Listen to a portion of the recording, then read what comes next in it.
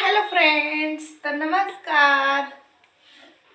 तर माझ्या चॅनलमध्ये तुमचं स्वागत आहे, ज्याचं नाव आहे आम्ही मायालेकी.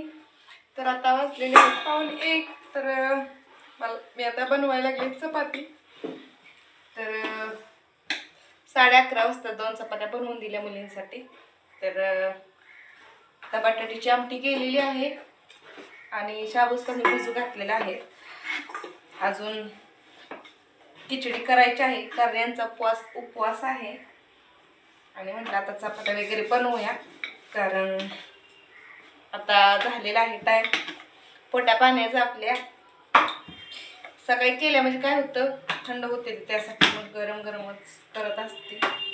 कधीतरी करते लवकर, कधीतरी मूडनुसार माझं काम असते.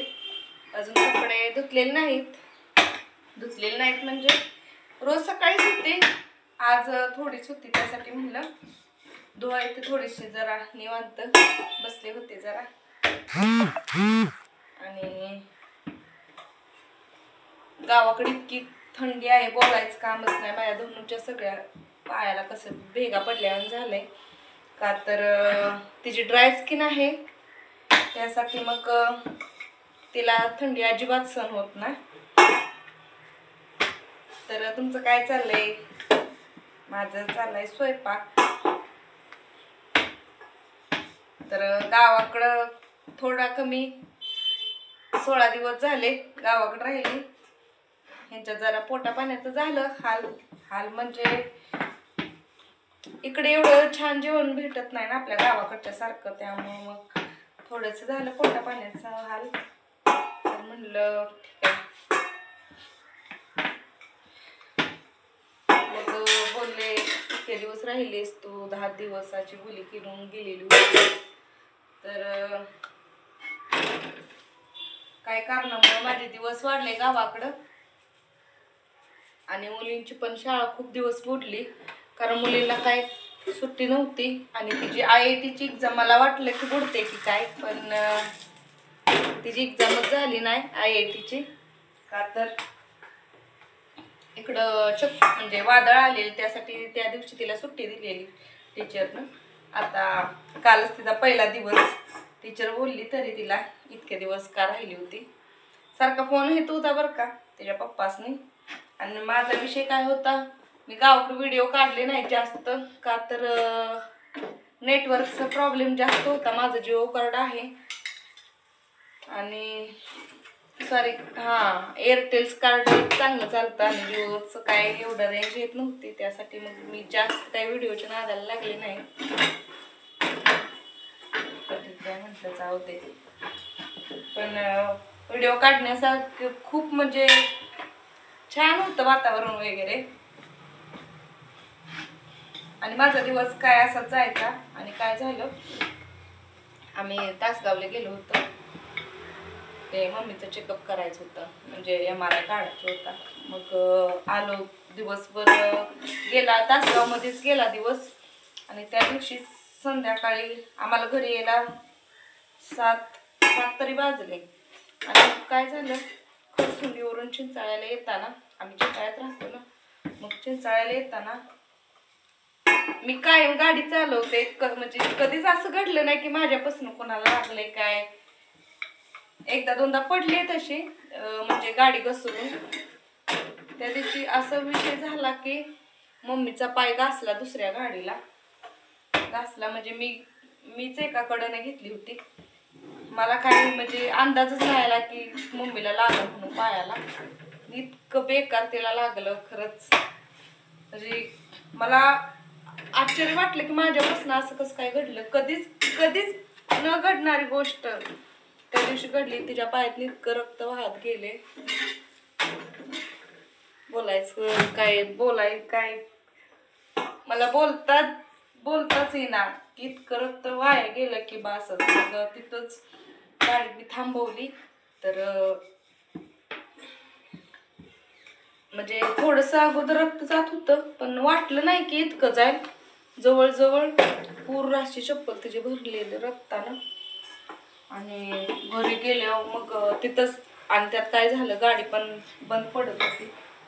तिथूनच म्हणत होती मम्मीला मी दवाखान्यात जाऊया आपण. तर त्यात मम्मी रागवलेली होती कारण माझ्यापासून तिला लागलेलं आणि मला काय बोलली नाही ती. मग असंच घरी गेलो आणि घरी गेल्यावर त्याच दिवशी पप्पा पण गाडीवरनं पडले आणि त्याच दिवशी माझ्या भाऊचं पण थोडंसं म्हणजे आता काय म्हणू काय समजणं झालंय मला. आरती वगैरे आरती नाही पण ती लागली ड्रेसला, तिचा ड्रेस पण खूप असं जळाला आणि पप्पा पण गाडीवरून पडले. कसं काही एकाच दिवशी सगळ्यांची ही घडून घटना आली काही कळालं नाही बरं का.